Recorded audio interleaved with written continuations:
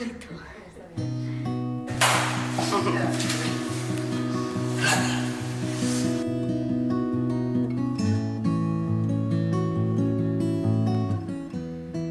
Tinc el que es diu ara mateix un càncer crònic, que és la manera de dir que és un càncer que no té cura, que no es podrà curar, que es podrà anar treballant sobre la sintomatologia, però que anirà apareixent. Oh. Yo el cáncer lo tengo presente día a día, mentalmente, psicológicamente sí, aunque digamos esté fuerte anímicamente, pero es algo que está aquí, que no nos lo podemos sacar de la cabeza, al menos en mi caso, ¿no?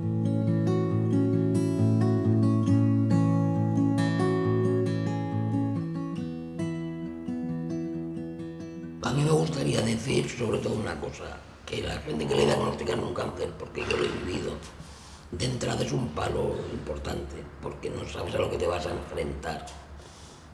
Pero me he dado cuenta, gracias a Dios, que hoy en día muchos se curan o por lo menos se controlan.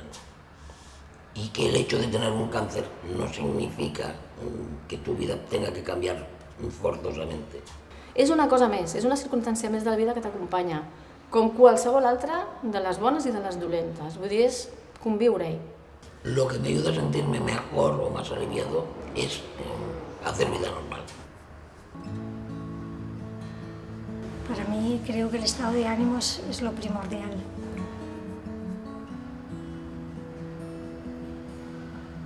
Potser com a reflexió general per mi seria això, que aprenguéssim potser doncs això, no? A gaudir més dels moments que estem bons i del no tan bons, perquè també ens ajuden a quan estem bé, no? I no ens n'oblidem tan de pressa d'aquests moments bons, perquè necessitem totes les energies i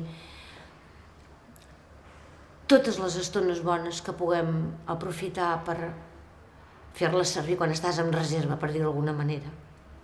Això, sí.